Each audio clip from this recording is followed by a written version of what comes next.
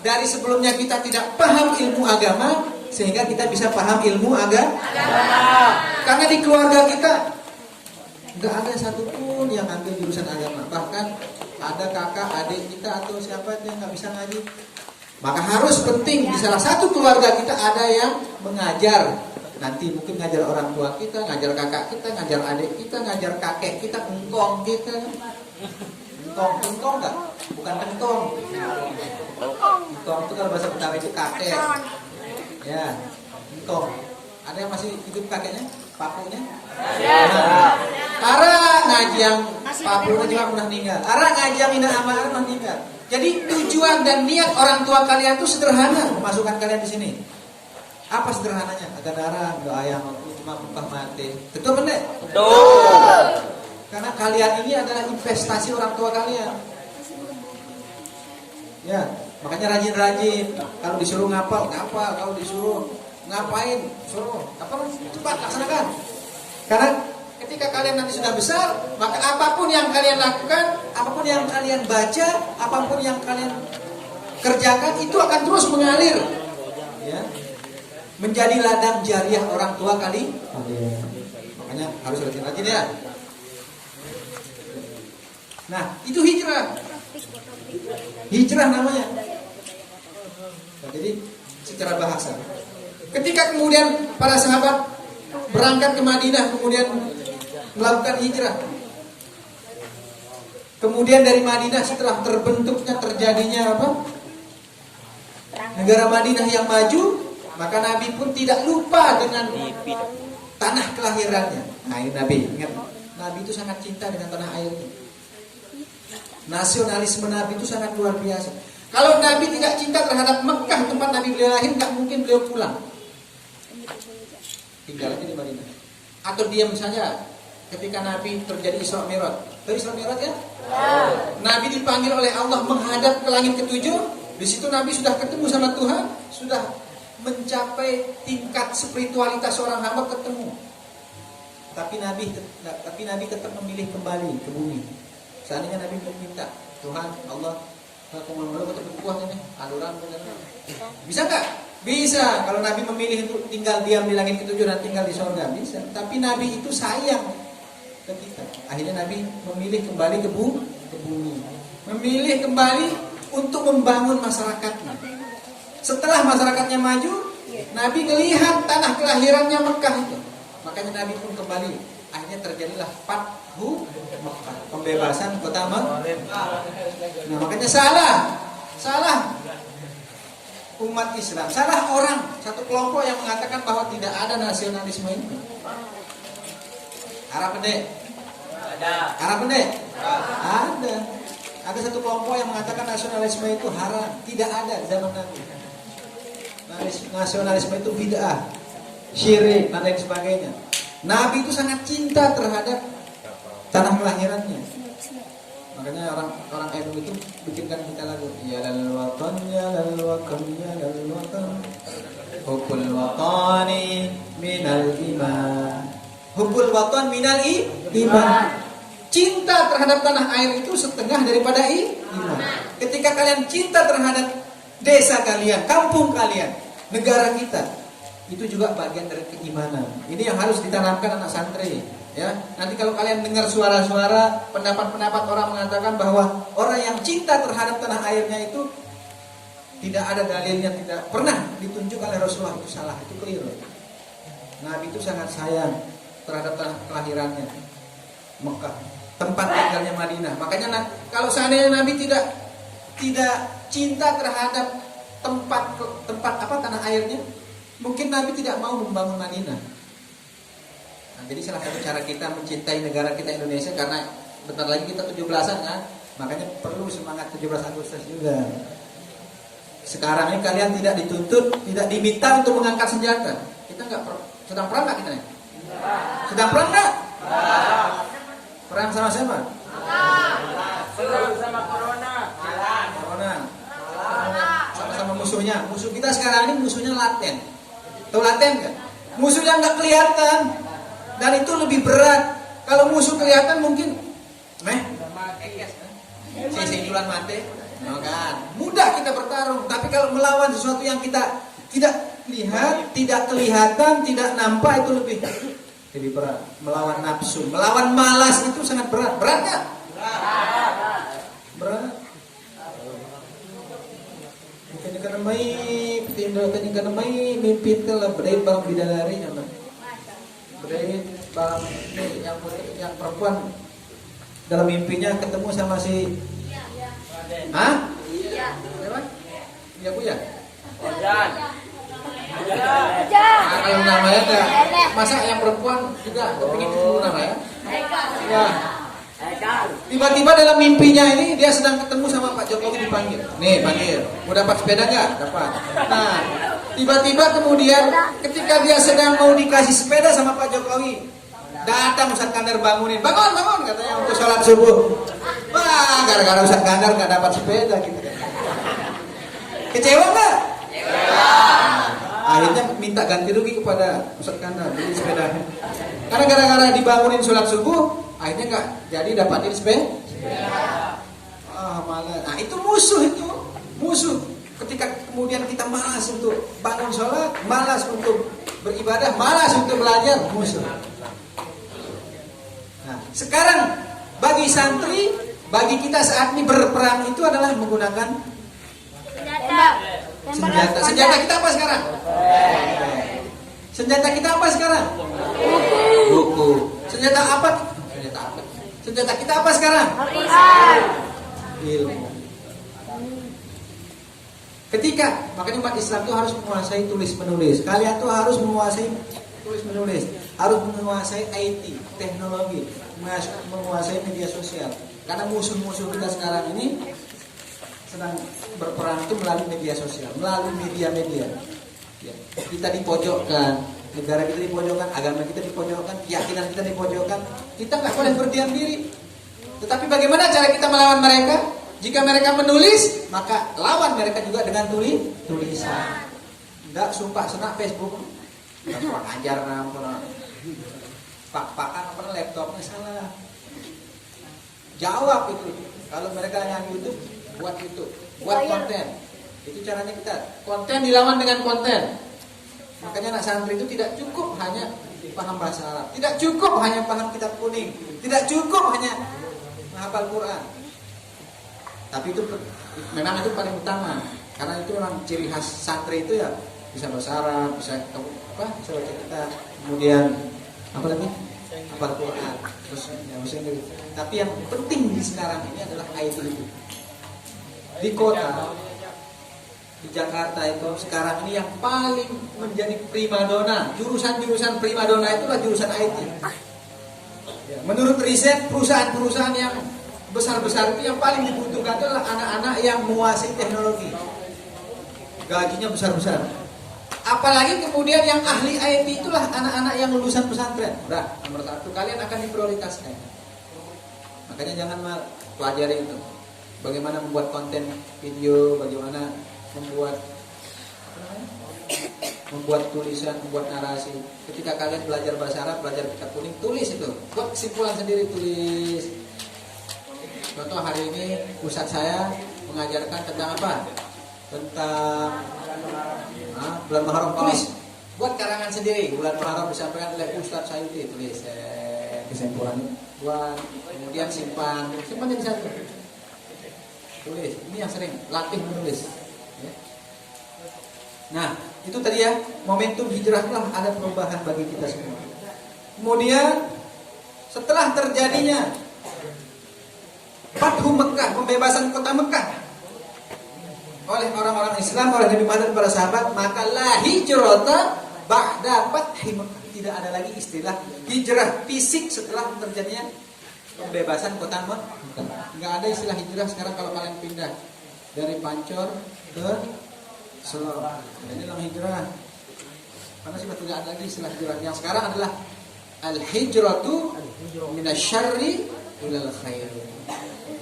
Yang penting adalah sekarang lah hijrah berubah dari yang mungkin tidak baik menjadi baik. Minimal yang sudah baik dipertahankan. Nilai-nilai yang baik yang sudah kita lakukan, yang sudah kita tradisikan dipertahankan, diistiqomahkan minimal. Lebih penting tingkatkan. Jika sebelumnya sholat berjamaahnya selalu terlambat, entina imam mulai Bismillahirrahmanirrahim. Wah mulai. Innal ladzina qalu rabbuna Allah tsumma istaqamu. Bro, disuruh dengan kamar. Nah, setelah ini bila perlu kalian yang menunggu imam di sini di luar. Nah, itu namanya naik level. Itu namanya hijrah nilai. Hijratul qimah. Nah, hijrah nilai dari yang sebelumnya tidak baik menjadi baik. Yang malas menjadi tidak malas. Itu minasyarri ilal khair. Yang tadi sudah kita sampaikan. Kalau istilah umumnya itu bertobat. Orang tobat ke? Orang tobat. Kalau ada di antara kalian yang masih suka ketika orang tuanya menyuruh, meminta tolong kemudian suka membantah, saat ini kalian harus tobat. Karena salah satu penghalang ilmu itu masuk ke dalam akal kita, ke dalam minda. Orang Malaysia nyebut minda itu akal, IQ. Betul. Salah satunya adalah karena terlalu banyak dosa, terlalu banyak maksiat. Ya, memanglah kalian mungkin nggak pernah buat maksiat. Saya yakin semuanya nih nggak pernah buat maksiat ya. Tapi ada jenis-jenis maksiat yang sering dilakukan oleh seorang murid. Apa contoh? Ketika diminta, disuruh, diperintah sama gurunya, dia membantah, bahkan keluar, tapi nggak ada. Kalau anak-anak kota itu begitu. Lawan ya. Jadi dia ngelihat gurunya itu seperti ngelihat musuh. Apa katanya? Apa lo juga? Jadi kalau anak kota itu dengan guru dan temannya sama, disebut lo. Sama, ada Malaysia juga sama. Jadi kalau nyebut gurunya, temannya, kalau contoh di Kedah tempat saya dulu, kalau bahasa kasar kamu itu hang itu artinya kamu. Kalau bahasa kita mungkin kasarnya ante ya, padahal ante itu kan bahasa anta. Tapi kalau ada anak nyebut temannya ante, berarti kasar. Namun EP, ada halus. Lebih halus lagi pelunggu, bukan pelunggu. Jadi nyebut gurunya, kalian harus bisa membedakan mana teman, mana guru, mana adik, mana kakak. Ketika kalian menyebut teman sebaya, teman satu kelas, oke, nggak masalah. Tapi ketika kalian berhadapan dengan kakak kelas kalian, harus beda. Sida, jangan sama, komunikasi sama anda, mengumel kakak. Nggak boleh itu kalau bisa. Atau kakaknya di rumah. Nah itu maksiat kecil bagi seorang pelajar. Ketika kemudian dia tidak mengikuti perintah gurunya, perintah orang yang lebih tua darinya. Kemudian ketika dia nyampe rumah, dia bertemu dengan orang tuanya. Apa yang kalian lakukan kalau nyampe rumah? Kalau dari sini contoh mau libur sampai rumah menyampaikan salam nggak? Jangan sampai rumah. Halo Mas Bro. Nah, dilihat bapaknya Mas Bro dipanggil. Nah ini wah apa namanya? Dia terlalu kira mantu sinetron. Kita anak kakaknya, oh hello bro. Salam dulu, assalamualaikum, cium tangan bapak. Ya hello geng, cium tangan ibu. Bila perlu ketika sampai rumah minta ibu langsung pegang tangan doain, pegang kepala, minta doa. Nah, itu doain. Lihat kakek nenek semua salam. Jadi harus ada perubahan, hijrah. Ketika kalian sebelum dimasukkan di sini masih suka membantah, masih suka nggak cium salam, masih suka nggak ngucapin salam ketika di rumah. Ketika kalian kemudian sudah di sini, pulang ke rumah harus berubah. Assalamualaikum. Kan gitu, salam, hormat. Jadi enak. Makanya anak pesantren itu ketika pulang itu bukan hanya pulang, tapi kalian ini menjadi branding. Itu branding nggak? Itu branding nggak?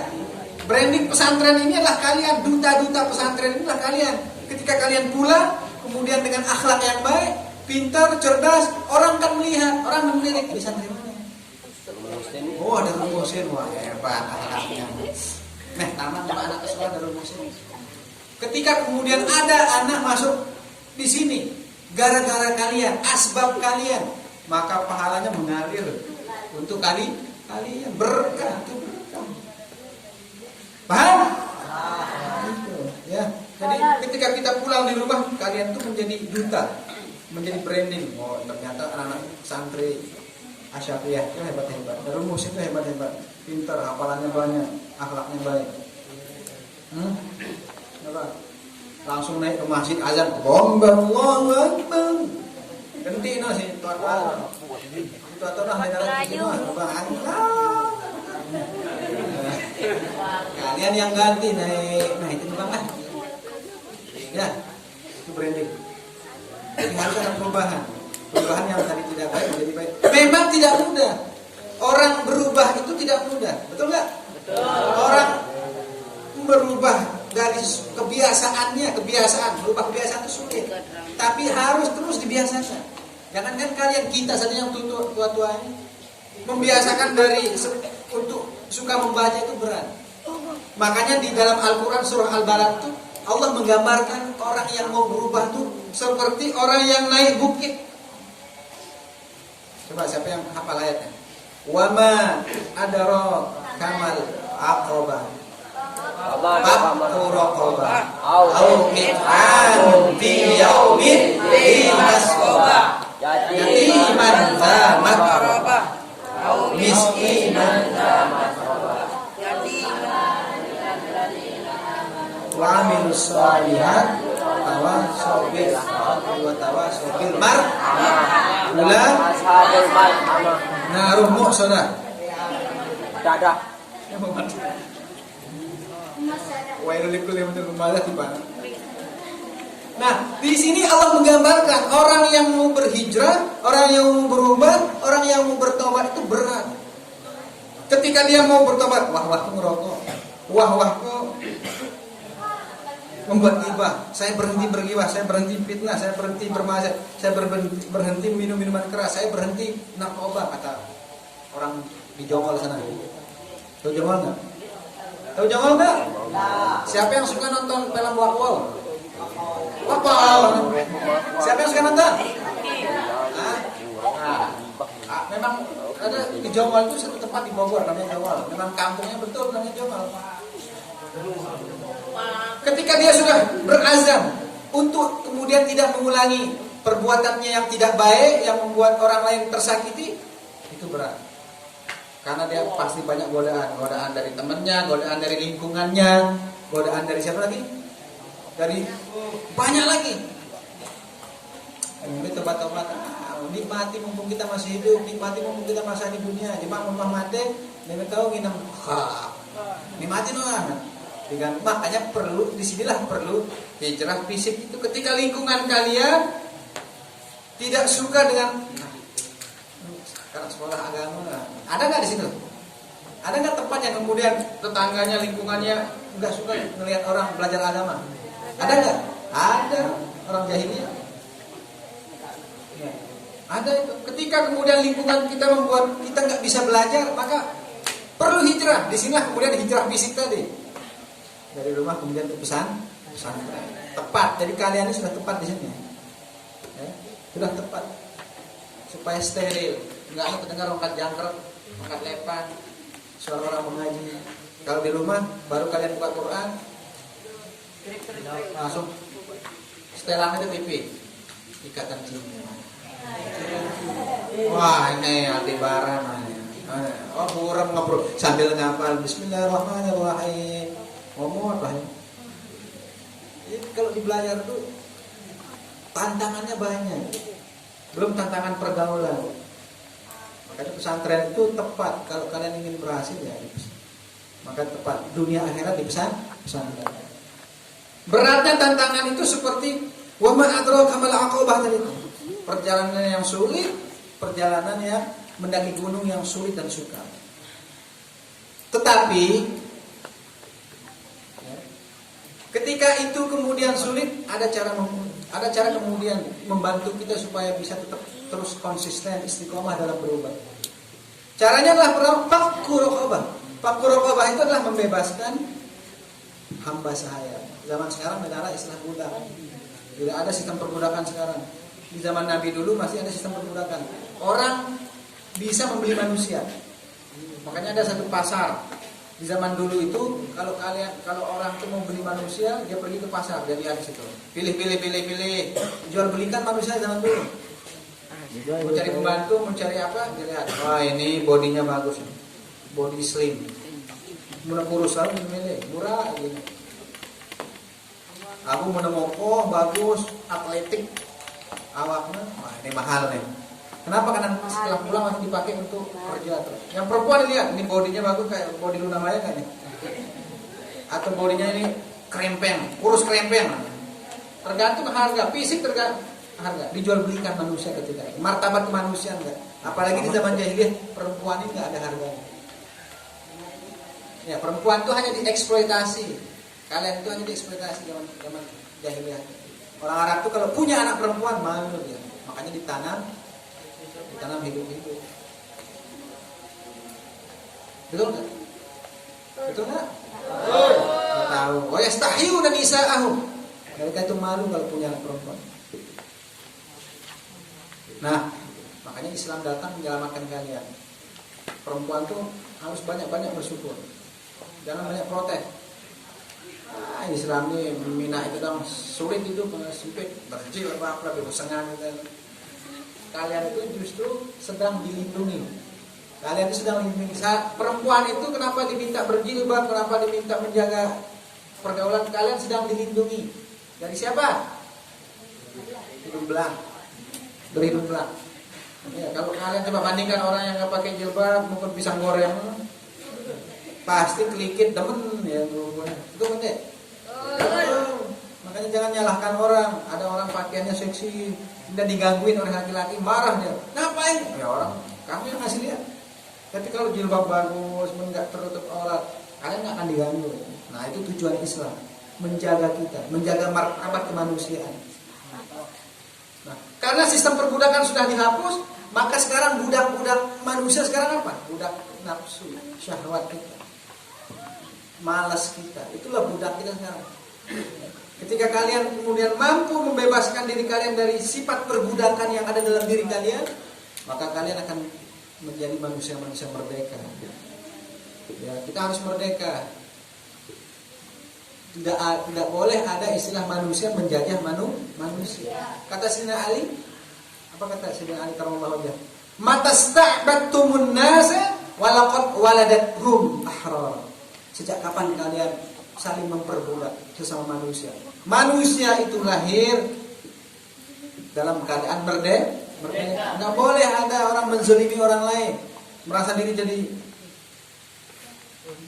presiden, merasa diri jadi perdana menteri, merasa diri jadi raja, merasa diri jadi atasan. Kemudian dengan kekuasaannya dia menzalimi orang lain. Dengan kekuasaannya dia memperbudak orang lain. Yang namanya budak itu adalah ketika kemudian fisik kita, jiwa kita dikuasai oleh orang lain, sudah jadi budak kita. Maka ketika kalian dikuasai oleh nafsu kalian, oleh sifat malas kalian menjadi budak. Nah, makanya kita harus merdeka. 17 Agustus merdeka semua. Muharram merdeka semua. Fakku raqabah. Nah, itu tadi ya, supaya kemudian menjadi orang hijrah itu seperti fakku raqabah. Kemudian yang kedua apa? Au it'amun fi yaumin dzi masghaba. Kalau mau jadi orang yang hijrahnya sejati, maka jangan sulit untuk berbagi. It'amun itu membagi makan memang fi yaumin dzi masghaba. Memberi makan ketika situasi sulit, ketika situasi pandemi ini. Di kota sekarang itu banyak orang stres. Di Jakarta saya lihat banyak perusahaan-perusahaan karena kan sudah tidak mampu beroperasi, akhirnya dirumahkan. Istilahnya dirumahkan, padahal udah dia tuh di PHK. Banyak anak-anak yang orang tuanya jadi pengangguran, stres, makanya mereka pulang kampung. Kayak saya ini sekarang sedang jadi pengangguran. Ya, jadi pengangguran. Karena masjid saya, tempat saya itu sedang di lockdown. Masjid yang tempat saya jadi imam itu ditutup sejak awal PPKM itu tutup. nggak boleh orang masuk sholat. Ya, jadi kita jadi imam bilang lo, jadi makmum jin, jamaah jin. Itu ya. Itu amun. Jadi orang susah banyak, orang butuh makan banyak. Maka ketika situasi zimas gobah ini, maka di sini kita keluarkan. Kalau kalian punya duit di tabungan 10.000, sisihkan 2.000, kumpulin sama temannya. Nah ini cara kita mendidik rasa toleransi dermawan kita. Kumpulin ketua-ketua kelasnya, kumpulin. Nah, siapa temannya? Oh nggak usah jauh-jauh. Zimas gobah nggak usah jauh-jauh. Mungkin ada teman kalian yang temennya yatim, kemudian nggak mampu belajar, bantu. Jangan bantunya yang sana jauh, tapi temannya sendiri kamu dibantu.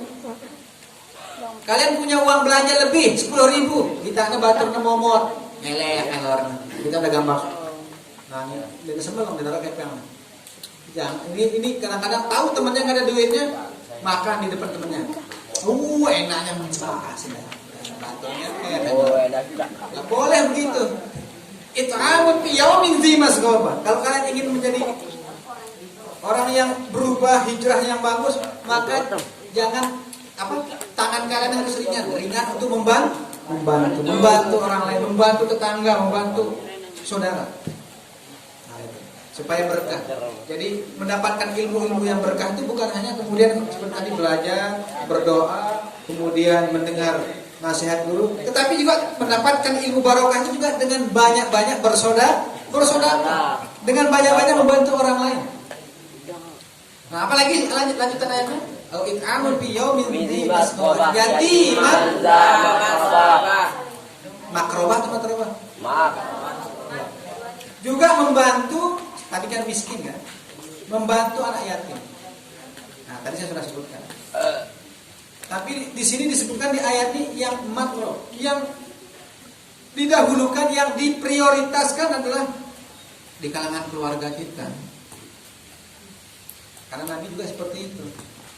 Jangan kita hanya semangatnya membantunya orang yang jauh di sana, tetapi kita lupa dengan keluarga sendiri. Ada nggak yang begitu?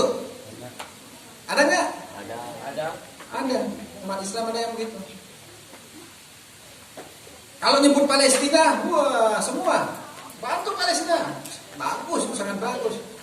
Bagus. Kita bantu saudara kita di Palestina itu sangat bagus, sangat mulia.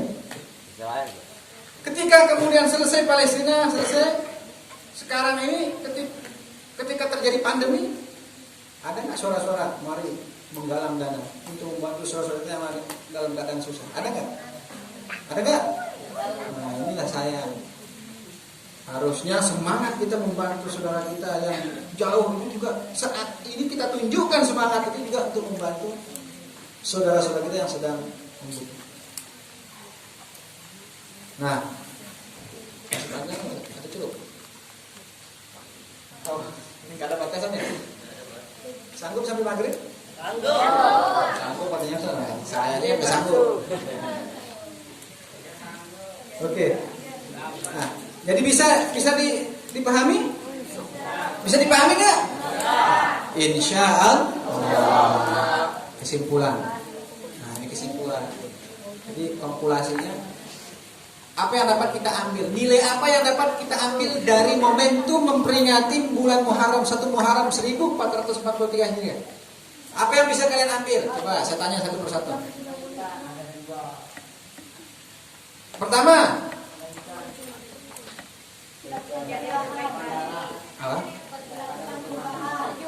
apa yang bisa kalian ambil pelajaran dari bulan Muharram, dari bulan Hijrah?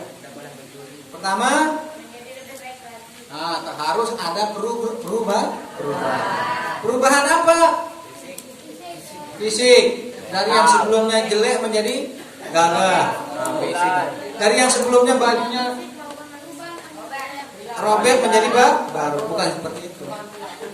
Harus ada perubahan. Berubah dari yang sebelumnya tidak baik menjadi baik. Berubah dari yang sebelumnya negatif menjadi positif. Berubah dari sebelumnya kurang baik menjadi lebih baik. Nah, apa yang saya sampaikan tadi itu diingat, dipahami, masukkan dalam hati, rekam dalam otak kalian, kemudian laksanakan. Siap? Siap laksanakan? Insya Allah. Ya, mungkin hanya ini yang dapat saya sampaikan. Tidak usah terlalu banyak karena memang secara ini IQ kita itu punya batasan untuk menangkap. Ketika kemudian kalau nggak salah maksimal itu 20 menit, 30 menit itu otak kita itu bisa menangkap. Kalau udah lebih dari itu udah menguap kayak apa? Kayak air itu menguap. Beh pipanya itu dekat. Jadi sudah tidak maksimal. Sudah tidak maksimal, ya. Nah, kita berharap yang sedikit ini bisa bermanfaat dan bisa kita laksanakan. Khairun min katsirin far, kata ulama. Sedikit tetapi melekat, bertahan, ya, mentradisi dalam diri kalian itu lebih baik khairun min katsirin far, daripada banyak tapi menguap. Ya, kaidahnya qalilun khairun min katsirin far.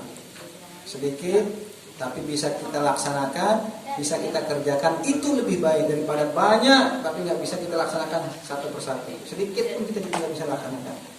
Mungkin hanya ini yang dapat saya sampaikan, mudah-mudahan bermanfaat, dan saya mohon maaf kalau ada bahasa, ada sikap, ada cara saya, penyampaian saya yang menyinggung kemudian membuat tidak nyaman.